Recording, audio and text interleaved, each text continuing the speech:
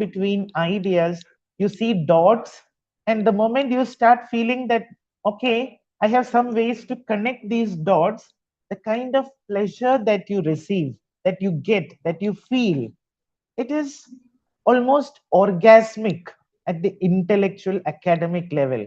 And so, when a teacher experiences that joy of discovery, something magical happens. That joy spreads. Students catch that fire. Students will be on fire. Knowledge then becomes not a syllabus, knowledge will become a living energy. And this is what we teachers are striving to do. And this is the other side of being teachers. We all are experts in our subjects, no question about it. That is why we are teachers.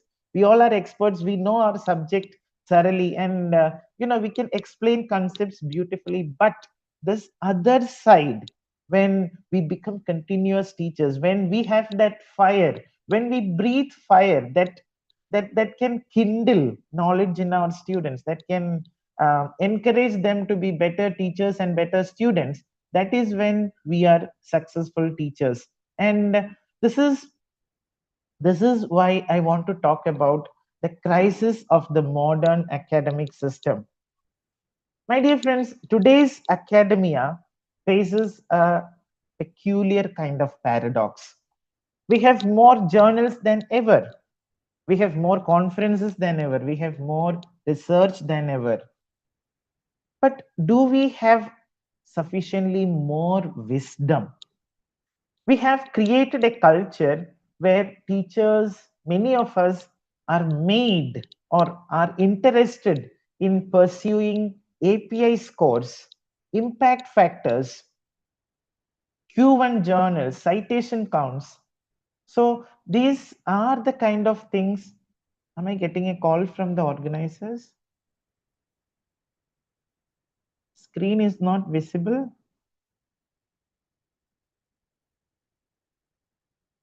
Am I not visible? Am I not audible? Is there a problem now? Somebody, could you please respond? I got a message, I'm not visible.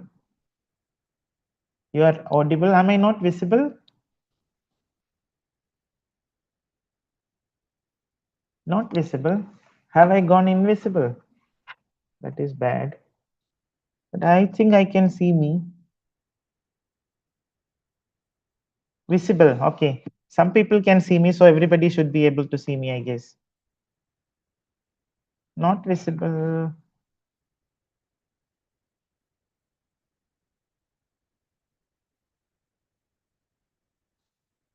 No, I am visible. Yeah, thank you.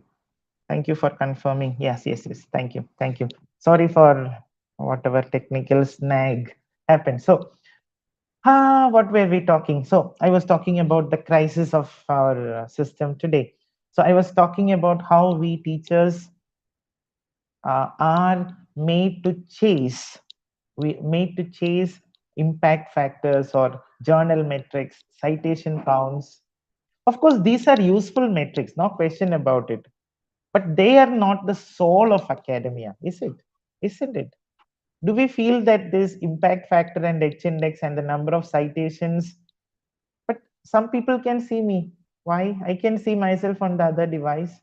How can some people not see? See, I have joined from two devices. One is for my video and one is for my audio. So please ensure that it is two different separate device, separate icons or whatever. I'm visible on one. I'm talking on another because I'm in a college. I'm See, I'm visible. Yeah, some people say I'm visible. We can hear but not see. I think you can type in, there are two logins from the name Manu Mangat. You can just search and find the second login, and there I am visible. It should be visible. Yeah, some people can see me, so there shouldn't be a problem. I'm not doing anything different. So we are talking about metrics. But are metrics the reason why we are here? A teacher's real excellence cannot be measured merely by the numbers. No, that is not a teacher. A teacher is not a collection of numbers. It can also be measured by, say for example, the number of lives touched, the number of families uplifted, the number of students who discovered confidence, the number of young men who learned to respect women, the number of young women who discovered their voice, the number of students who found meaning in their life. Sometimes the most powerful academic contribution of a teacher will never appear in Scopus or Web of Science journals, but it will appear in the biography of students, in the smiles of students.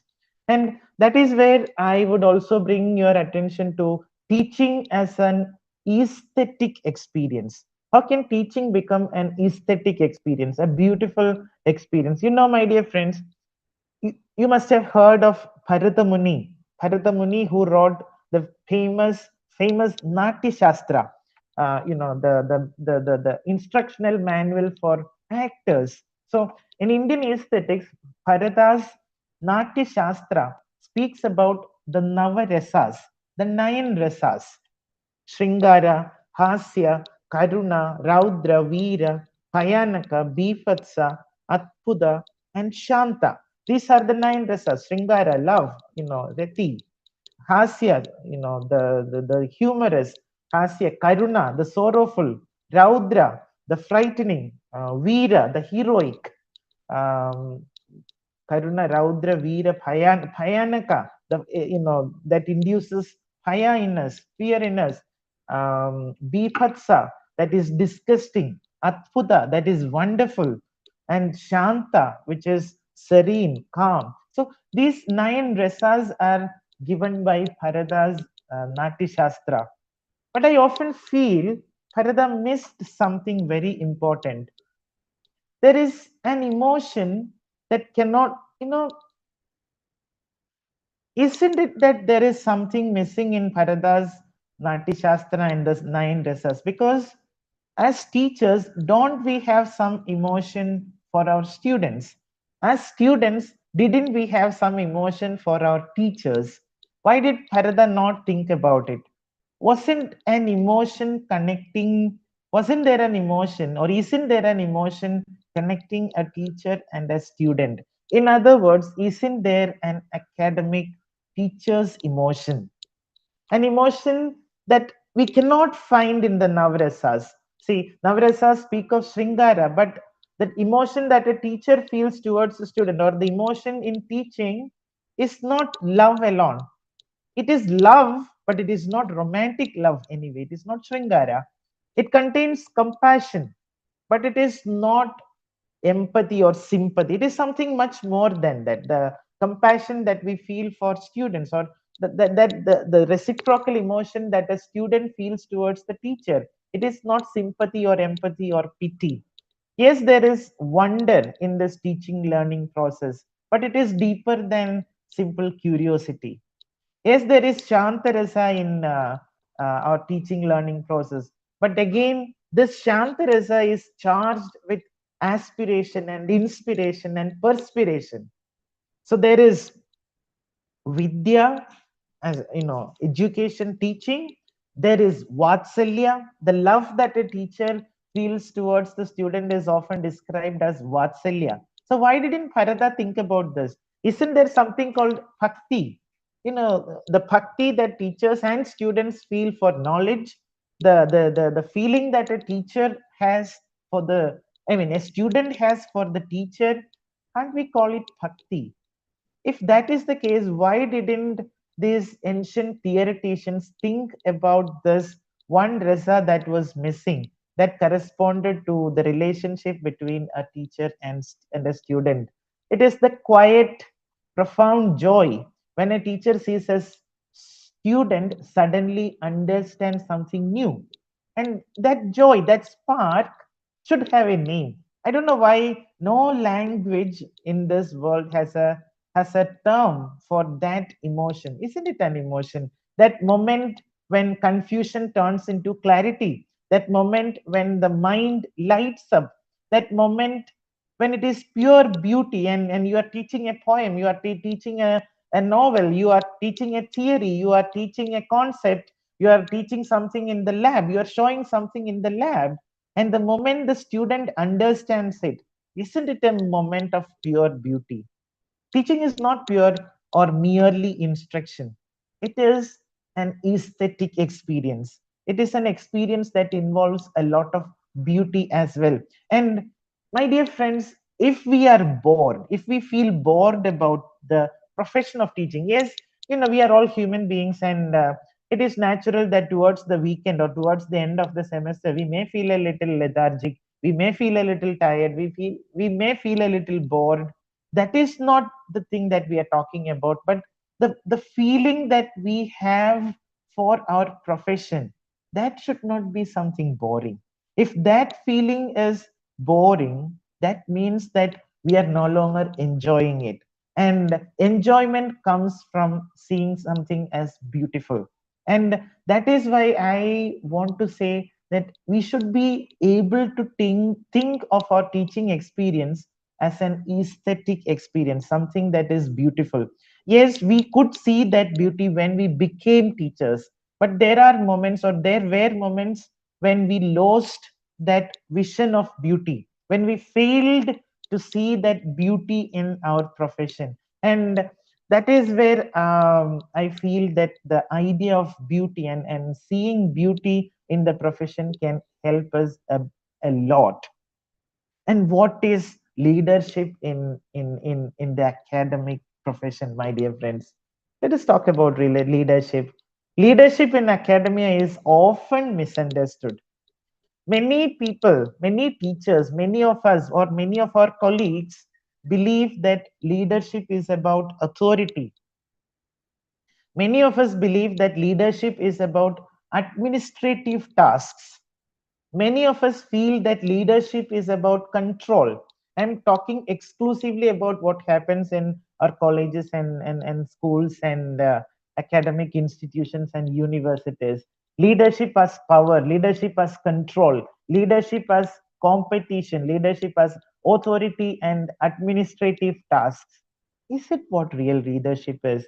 You know, I'm a huge cricket fan, and I hope many of you have become cricket fans of late, especially after India won the latest edition of the 2020 World Cup. But I would like to take you back a little backward to 2011 when India won the 50-over World Cup, and during that 2011 Cricket World Cup final, if you would remember, some of our best finest batsmen, Sachin Tendulkar and others, got out cheaply, and India were in a spot of bother, and there was lot of tension, there was lot of pressure. And the captain of the team, Mahendra Singh Dhoni, he was not in a great form throughout the tournament, but in this final, everybody was expecting, when a wicket fell, that Yuvraj Singh, who was the informed batsman, we expected that Yuvraj Singh would be coming in next. Instead, to everyone's surprise, Mahendra Singh Dhoni walked out to bat. It was unexpected, and it was probably not very logical either, because we thought, oh my God, this man is completely out of form and it is a pressure situation. How is he going to chase and do something good, especially when his form is not good and there is so much pressure? At the end of that match, the commentator asked him, the presenter asked him why he did that. Of course, we know what happened. He scored a magnificent 90 odd runs, and India won that World Cup final with a magnificent six by Dhoni. So rest is history. But what remains to be seen was why he took that decision to come ahead of Yuvraj Singh. And Dhoni said something very simple. I thought I could handle the pressure better at that moment. I don't think about pressure. I just focus on doing the job for my team. My dear friends, isn't it leadership? Leadership is not shouting instructions from outside the boundary. Do that, do this. That is not leadership. We know it, right? Leadership is stepping forward when responsibility is heavy. A teacher becomes a leader not by authority, but by taking responsibility for students, for colleagues, and the culture of learning. A leader does not think, how can I shine? No, that is not the thought process. A leader thinks, how can I make my team grow? How can I ensure that we grow together? Growing together is the motto, should be the motto of every leader. And a true academic leader is not someone who defeats colleagues, not someone who outshines colleagues, not someone whose API score is better than people sitting next to you in the department. No, that is not our leadership. That is not when we become proper leaders. That is, it is not like the thought process shouldn't be like when a teacher comes to my department, when a student comes to the department, he or she should come to me. That is not leadership. If a student goes to another teacher and if we feel sad within, that is not leadership. That doesn't mean the other person is leader either.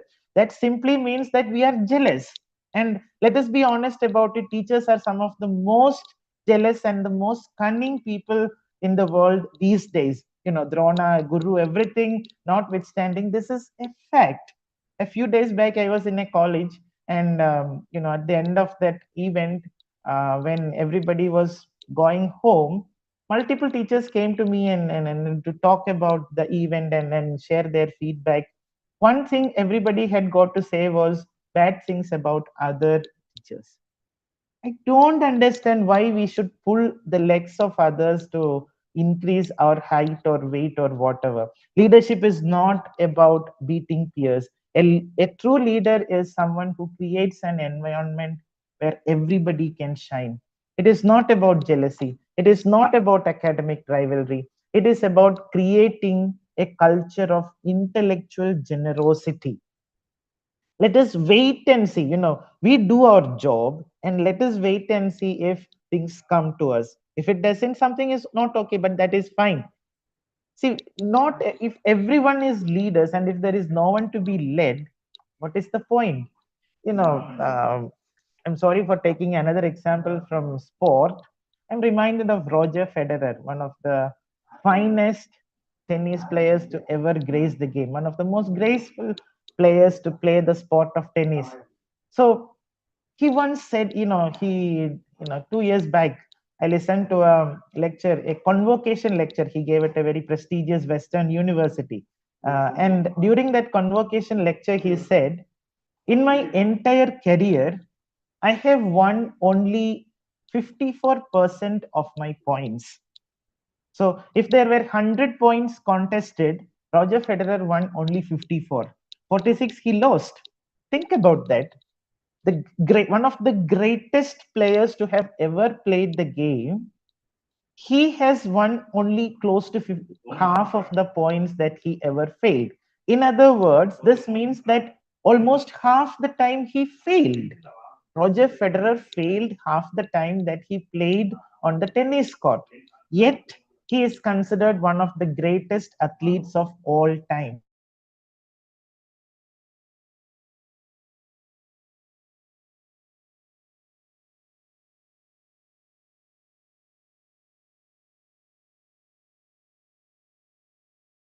That means leadership is not results. Results are not everything. Perseverance matters. Results may come your way, and this continual pursuit of mastery despite failure is something that teachers can also, relate to. Teachers can relate to, because it is true for teachers. Your class may not go well for one day, your class may not go well for one period, students may not respond.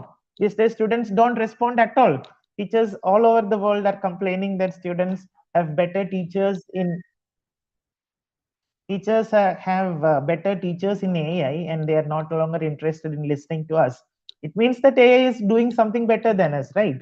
So let us admit that then, if that is the case, your article may get rejected, your projects may fail, your ideas may collapse, the principal may fire you, the principal may shout at you, the head of the department may not congratulate you for your victories, may not thank you for the simple things that you do, and you feel failure, you feel that you are not taken care of, you feel that you are not recognized, my dear friends, it's all fine.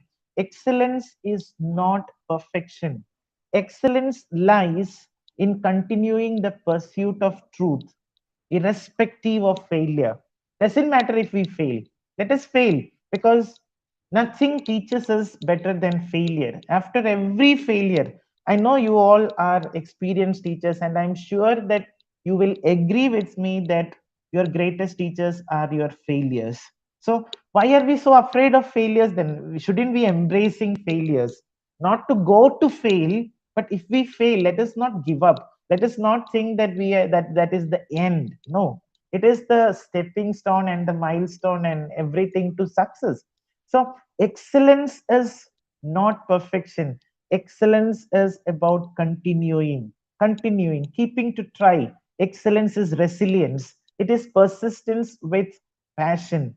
A great teacher is not someone who never fails. A great teacher is someone who always keeps evolving. If you are evolving, if you are improving, even if you are failing, it is perfectly fine. It is perfectly fine. I remember in research, I take a lot of classes these days on research. I don't mean I am an expert, but if I am able to take classes on research writing and methodology for my students, it is simply because and only because I have failed. The one paper that I wrote, which taught me the best lessons and the largest number of lessons, was the paper that got rejected, or that I was asked to modify 16 times. I submitted that paper to a reputed journal 16 times. It didn't get accepted. It doesn't mean 17th time that paper got accepted. No, 17th time I didn't submit because I was fed up by them. 16 times I tried, and then again I got a rejection, or they asked me to modify, and I submitted it elsewhere in India, and it got selected as the best paper. But why did it get selected as the best paper? Because it went through 16 rejections, and those 16 rejections are what I have got to show. Now, we have that famous story of that famous lion of Masai Mara.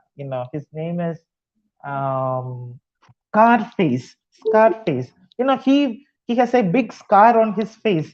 Scarface. That is the name of the lion. One of the finest lions to have ever lived. Actual lion. So this Scarface, look at him and you will find that it is his scar that distinguishes him. He has a scar, and that scar makes him remembered. That scar is his trophy. There is a Malala lesson, my dear friends. Malala Yousafzai, the Nobel Prize winner, who survived an assassination attempt. Why? Because she wanted to give education. She wanted education. So Malala once said, one child, one teacher, one book, and one pen can change the world. One child, one teacher, one book, and one pen can change the world. Notice something remarkable. She did not say one government. She did not say one institution. She did not say one policy. She said one teacher. One teacher. This is the revolutionary truth of education. A teacher may think, I'm just taking one class today. But then, somewhere in your classroom, a future scientist may be sitting, a future poet, a future leader, a future teacher, even. Your influence travels across generations. And Malala's words contain the revolutionary fire and revolutionary power of education. When teachers forget their purpose, education becomes, you know, mechanical, dry, boring. But when teachers remember their purpose and pursue their purpose, what happens? Education becomes transformational. And and that is the beauty of education. It can transform us, it can transform our lives when we remember our purpose. A teacher can change the trajectory of an entire generation. We may never know it, but somewhere a student may remember your words 20 years later. We have experiences, right? All the teachers here would tell me this. Years after graduation, a former student suddenly messages you, sir, you may not remember this, but once you told me that I have the ability. Or, madam, I was struggling and you encouraged me. These are things that last. At that moment, we realize that there is something extraordinary. That we, this something extraordinary comes from not greatness. We were just doing our job. But for the student, that moment was life changing. Teaching is one of the few professions where your impact multiplies invisibly across time. Your impact multiplies infinitely across time, invisibly across time. So, my dear friends, I'm concluding. So, let us look at the department, our teaching department, as a community of growth. Academic excellence is never individualistic, it is collective, it is collaborative. A department becomes excellent when teachers collaborate, when senior teachers mentor junior teachers, when junior teachers share their new pieces of knowledge with their seniors in a happy environment.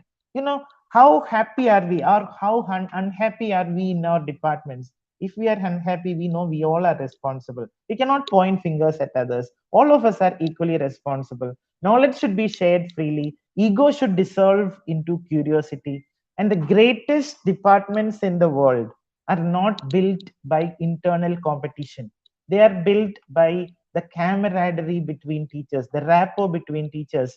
When teachers celebrate each other's success, that is when something extraordinary happens. That is when a department becomes a living intellectual system. If so, teaching is not about information. Information is everywhere. We can find information everywhere. Google has information, AI has information, but a teacher shapes something deeper, what we call character, something that is said often, all round development. A teacher helps students discover integrity, empathy, critical thinking, respect, responsibility, curiosity, whatnot. You are not teaching subjects, you are sculpting human beings. A teacher as a sculptor.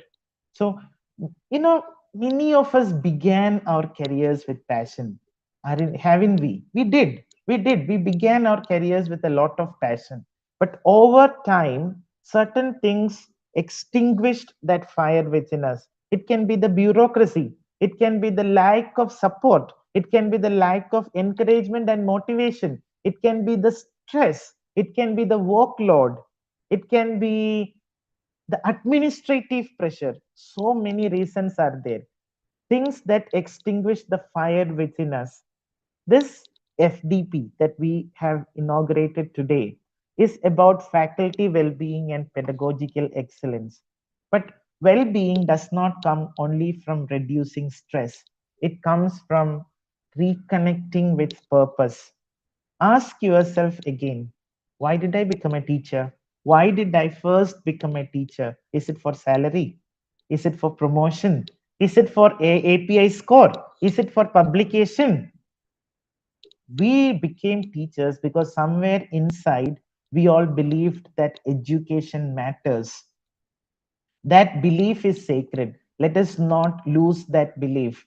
The 21st century demands a new kind of teacher, not a subject matter expert, but a mentor, a philosopher, a guide, an intellectual explorer, a teacher who integrates disciplines, encourages creativity, nurtures independent thinking, who builds ethical consciousness.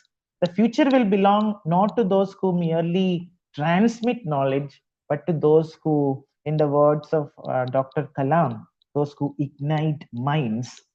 A teacher's greatness, to conclude, a teacher's greatness is never measured by what he or she publishes.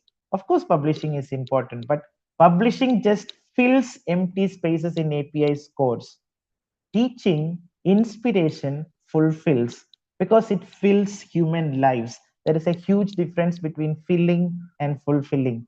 It is measured by what remains in the heart of students long after they leave the corridors of the academic institution. Students may forget our lectures, they may forget the syllabus, but they will never forget the teacher who believed in them, the teacher who patted them on the back when they were crying, the teacher who believed in themselves and told them that they are good enough. They will remember your encouragement. They will remember your kindness, your passion, your faith in them. And when that happens, academic excellence becomes something much more than achievement. It becomes legacy. Let us not merely complete syllabi. Let us ignite curiosity. Let us not merely teach, let us inspire. Let us not merely manage departments, let us build communities of learning. Let us not merely produce graduates, let us rather shape human beings. And perhaps in doing so, we will rediscover the beautiful unnamed rasa that Bharatamuni missed, the rasa of teaching. If we are able to fill that gap that Farada left incomplete, then I believe that this FDP will be successful. If after this FDP, 7 days, even if one teacher returns to the classroom with renewed passion, if even one student somewhere feels inspired to think deeper, then this FDP will be marked in history as a success, because the future of humanity is not written in parliaments. No, it is written in classrooms. And the authors of that future are teachers. So, thank you for patiently listening. So, it was nice talking to you all. Thank you so much. Over to the organizers.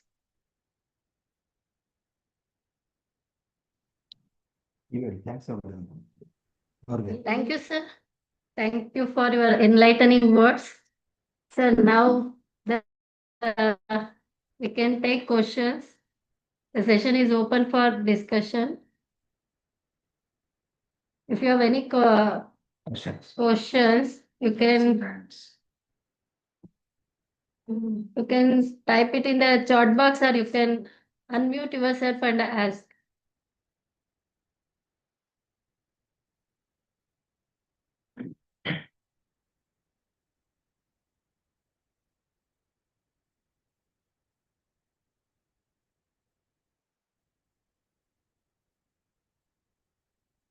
Any question, please ask.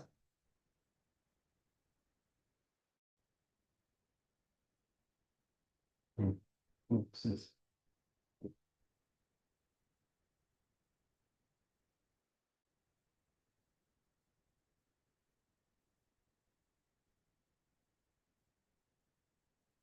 Everyone is overwhelmed by your talk, sir. Everyone is appreciating. Mute ಮಾಡ್ಕೊಂಡಿದ್ದೀರಾ?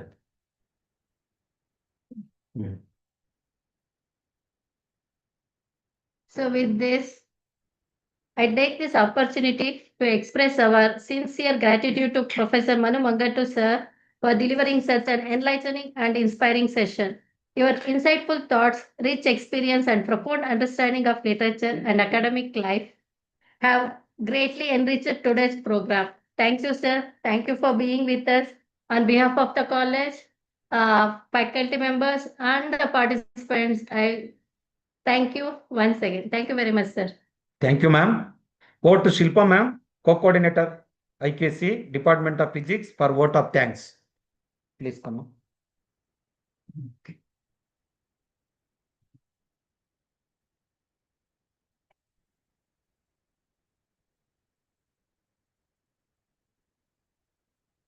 Good evening to all the dignitaries, respected guests, faculty members, and dear participants. As we conclude the first day of the 7-day national level virtual faculty development program on integrated approach to faculty well-being and pedagogical excellence, organized under the initiative of the Internal Quality Assurance Cell, it is my privilege to propose the vote of thanks. First, I express my sincere gratitude to the respected Joint Director, Professor Ramakrishna Reddy sir, for the continuous encouragement and support for the academic initiatives. I extend my heartfelt thanks to our respected principal, sir, Ravi G, sir, for his inspiring and guiding us. I would also like to convey my deep appreciation to our esteemed resource person, Professor Manu Mangattu, sir, for his delivering such an insightful knowledge about academic excellence and leadership development. Thank you, sir, for such an enriching session. My sincere thanks to Professor Vasanta Madam, IQSC Coordinator, for the warm welcome address. And I thank all the faculty members who worked hard to organize this program successfully.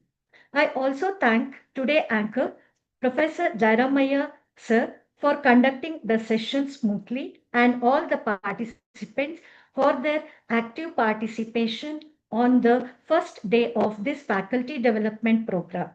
With gratitude to everyone who contributed to the successful of today's program, I conclude. Shall we meet tomorrow, same time? Until then, take care and goodbye. Last. Feedback link is shared in the chat box. I request all the participants to fill the feedback form. Thank you, Shilpa ma'am. Thank you, Vasanta ma'am. Finally, I would like to express my sincere vote of thanks to our Chief Patron, Dr. Ramakrishna Reddy sir, our esteemed resource person, Professor Manu sir, our respected principal, Dr. Ravi sir, IKC coordinator, Professor Vasanta ma'am, and co-coordinator, Shilpa ma'am, organizing committee, all participants from across India, our teaching, non-teaching staff members for their valuable presence support in making this program successful. Thank you all for joining us. Thank you, sir. Thank you a lot. Okay. Here we are ending today's session. Tomorrow we'll meet at the same time in the same platform. Thank you. 5 minutes stay next continue.